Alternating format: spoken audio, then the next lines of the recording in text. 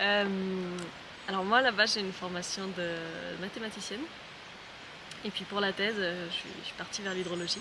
Enfin, au fur et à mesure de mes postdocs je me suis spécialisée sur l'hydrologie de montagne à l'échelle très locale. Donc j'étudie des petits cours d'eau de montagne. Le Vallon c'est un peu un cas d'étude assez typique des milieux de montagne. Que c'est des milieux hyper complexes où on a un petit cours d'eau, on a une contribution glaciaire qui est assez faible. Là ici il y a la contribution du sol qui est vraiment principale. Sur la partie haute du bassin on a des zones d'éboulement qui stockent énormément d'eau et qui ont des temps de rétention assez longs. Et en hydrologie c'est très intéressant de regarder ça parce que c'est des milieux, enfin, c'est des transferts dans les sols qui sont très peu compris. L'hiver dernier, j'ai posé un instrument au niveau de la station météo à l'auberge qui permettait de mesurer le flux de fonte de neige en un point. Et puis un peu dans différents endroits dans le vallon, j'ai placé différents capteurs d'humidité du sol à différentes profondeurs. Donc comme ça, je vois le lien entre la fonte de la neige et l'humidité du sol tout au cours de l'année hydrologique.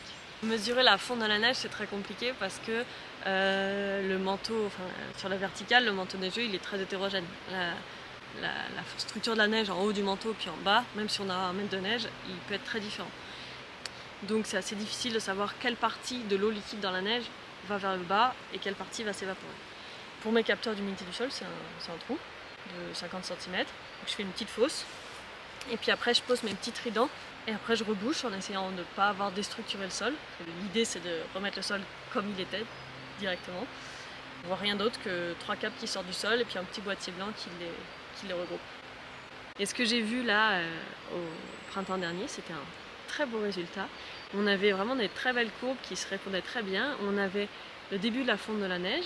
On a l'humidité du sol qui commence à monter progressivement. On voit le débit qui augmente après progressivement, donc toujours avec un délai. Donc on a vraiment les 3 courbes qui se répondent, c'est super joli, c'est un peu comme une danse. On a la fonte nivale et puis après l'humidité du sol, puis après le débit. C'est vraiment la quantification de ces délais-là qui est un peu un enjeu. Puis voilà, ça répond beaucoup à la question de la sécheresse, parce que du coup le délai un peu induit par les sols, c'est ça qui est un très fort facteur pour la réduction du risque sécheresse.